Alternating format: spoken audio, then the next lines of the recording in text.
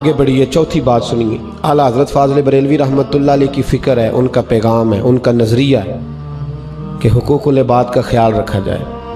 आला हज़रत ने पूरा रिसाला लिखा है कि अगर किसी आदमी के ज़िम्मे हुकूकुल इबाद हों तो कैसे। बहुत बड़ी जागीर के मालिक थे फ़ाज़िल बरेलवी। वालिद साहब इंतकाल कर गए तो आला हज़रत ने अपनी जायदाद का मालिक अपनी अम्मा को बना दिया। जब किताबें ख़रीदनी होती थी ना, किताबें, तो माँ से ओ पढ़े लिखे नौजवानों, अम्मा कोई टाइम नहीं देते यार, तुम अम्मा कोई टाइम नहीं देते। एक ही तो तुम्हारे पास ऐसी हस्ती है जो तुम्हारे लिए बेलौस दुआ मांगती। आला हज़रत फ़ाज़िल बरेलवी का पैगाम हुकूकुल इबाद के हवाले से देखिएगा। आला हज़रत रहमतुल्लाह अलैह ने सारी जायदाद की कुंजियाँ अपनी अम्मा को दे दी और कहने लगे, अम्मा आप मालिक हैं। जब किताबों की ज़रूरत होती तो अम्मा के पास जाके बैठते, और जिस तरह बंदा अपने किसी बड़े को मनाता नहीं, कभी इधर बैठते कभी उधर बैठते। अम्मा कहती, अहमद रज़ा क्या बात है, कैसे आए हो? आला हज़रत फरमाते, अम्मा जी कुछ किताबें खरीदनी थी, अगर आप मुनासिब समझें तो कुछ पैसे ना दे दे। का ऐसे ना किया कर बेटे, जब बात करनी हो तो खोल के किया कर। हज के लिए जाने का इरादा बना, हज नफली था, पहला हज कर चुके थे। अपने भाई मौलाना हसन रज़ा रहमतुल्लाह अलैह को छोड़ने आए बहरी जहाज तक, तो दिल तड़पा, ख्वाहिश पैदा हुई कि यार मैं भी चला जाऊं। उन लोगों ने कहा, जनाब गुंजाइश है, जाना है तो आ जाए। फरमाने लगे, अगर थोड़ी देर जहाज रोक लो तो अपनी अम्मा से ना पूछाऊं, अपनी माँ से ना इजाज़त ले लूँ, उनकी खिदमत मेरे ऊपर ज़रूरी है। और भाई हुकूकुल इबाद का ये रवैया, फरमाया करते थे ज़िंदगी में एक बात नहीं मानी अपनी अम्मा की। बताऊं कौन सी? आला हज़रत फरमाने लगे, दरवाजे पे एक फ़कीर आ गया, दरवाजे पे दस्तक दी, वही पुख्ता अकीदे की बात। कहते हैं दरवाजे पे दस्तक दी, मैं बाहर निकला, वो फ़कीर आया, कहने लगा 10 रुपये दे दो वरना आपका मकान उलट दूंगा। आते हैं ना जनाब किस्मत का हाल बताने, जिन बेचारों की अपनी किस्मत ख़राब होती, और लोग फटाफट जो करामत। अब तो करामतों का भी बड़ा बुरा हाल है, करामतों का। वो किसी एक दरवेश की करामत थी, अब सब ने अपने अपने बुजुर्गों की रख ली है। भाई करामत को ज़रूरी है, तरीक़त में शरीयत पर इस्तकामत ज़रूरी है, दीन होना ज़रूरी है। करामत, अब तो करामतें फेसबुक पे चढ़ी हुई हैं, इसको भी दीदार हुआ, ये भी बता रहा है, उसको भी दीदार हुआ। जेड़े महरम राज हकीकत दे वो ते राजे हकीकत खोल दे ही नहीं।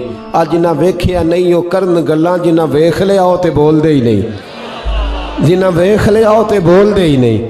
उनको क्या ज़रूरत है, वो तो जो इतना कुछ देख ले तो फिर वो तो कहता चुप कर मेरे अली, उन्हें थे जा नहीं हूँ बोलन दी। वो कहाँ बोलते हैं, ये तो देखा नहीं है। तो तब कहते तू भी बता ताकि कंपनी की मशहूरी हो जाए। वो आ गया दरवाजे पे, इसी तरह का एक फ़कीर आला हज़रत से कहने लगा, 10 रुपये दो वरना मकान उलट दूंगा। आला हज़रत फरमाने लगे, 10 के 20 ले, पर मकान उलटना गैर शरई बात है। तू खिरात लेने आया है, तू कर्जा लेने नहीं आया।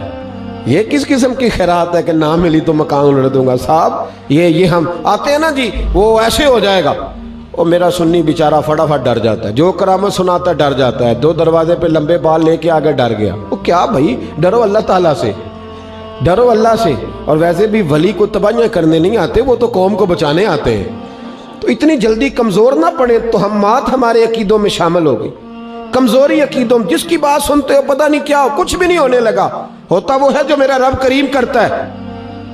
वो कहने लगी आला हज़रत रहमतुल्लाह ताला अलैह से, 10 रुपये दो मकान उलट दूंगा। कहने लगे, बिल्कुल भाई 10 रुपये के तो 20 ले, पर मकान उलटने वाली बात छोड़ दे। वो बहस करने लग गया, जी मैंने उलट देना है, मैं उलट दूंगा। जब आपने थोड़ी तकरार की तो अंदर से आपकी अम्मा बोली, कहने लगी, अहमद रज़ा फ़कीरों से नहीं उलझते, सादे लोग जल्दी डर जाते हैं ना, इसीलिए तो इन लोगों का कारोबार ज़्यादा चमकता है। अहमद रज़ा कहते वो बात एक अम्मा की नहीं मानी, अहमद रज़ा फ़कीरों से नहीं उलझते। तो कहते, मैंने कहा अम्मा मैं आपकी बात मान के ज़रूर दे देता, पर इस वक्त ये मेरे नबी की शरीयत की मुखालफत कर रहा है, इस वक्त मैं आपकी बात सुन लो। जिसकी अम्मा कहे दाढ़ी ना रख, उसे भी रख लेनी चाहिए। जिसकी अम्मा कहे नमाज ना पढ़, उसे भी नमाज, चुप कर गए ना आप लोग। अब जिसकी अम्मा भी मना करे, बीवी तो दूर रह गई, अम्मा भी मना करे, उसे भी दाढ़ी, इसलिए कि दाढ़ी मुस्तफ़ा की सुन्नत है। इसमें कोई मना भी करेगा तो हम उसकी बात नहीं मानेंगे। साहब आला हज़रत रहमतुल्लाह अलैह की अम्मा ने कहा कि बेटे ना झगड़ा कर। फरमाया, अम्मा ये झगड़े की बात नहीं, ये शरीयत की बात है। आपके छोटे शहजादे मुफ्ती आदम की उम्र 4-5 साल थी और मकान की दूसरी मंजिल की छत पे वो खेल रहे थे। جب فقیر کے ساتھ آپ کی تکرار بڑھی تو وہ اوپر سے کسی وجہ سے پھسل گئے، زمین پہ گر گئے۔ اللہ کی قدرت ہے نا، اللہ اپنے بندوں کا امتحان لیتا ہے، ذرا ٹھوک بجا کے دیکھتا ہے کچا ہے کہ پکا ہے۔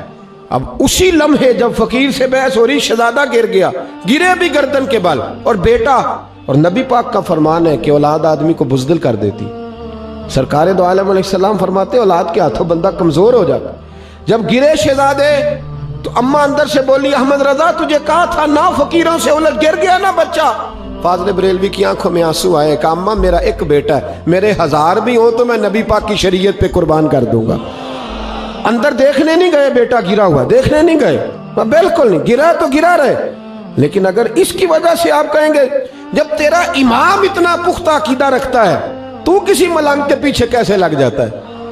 تو کسی کے پیچھے کیسے لگ جاتا ہے؟ تو بال لمبے دیکھ کے، داڑھی چھوٹی دیکھ کے تو کیسے مطمئن ہو جاتا ہے؟ تجھے 4 پھوکوں نے کیسے راضی کر دیا؟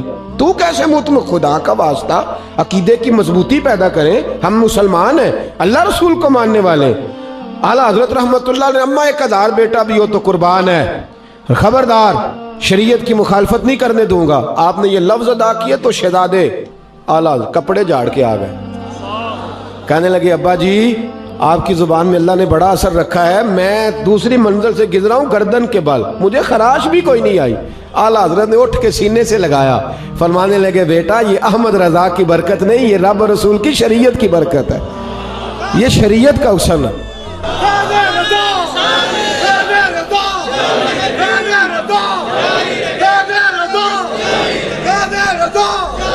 سنیں اور یاد رکھیں، یہ ان کا کہتے ہیں ایک دفعہ صرف اماں کی۔ اب اس فقیر بات مکمل کر دوں، اس بات کو مکمل کر دوں، اس فقیر سے کہنے لگے ہاں بھئی اب تو بتا مقام الٹ دے گا؟ کچھ لوگوں کا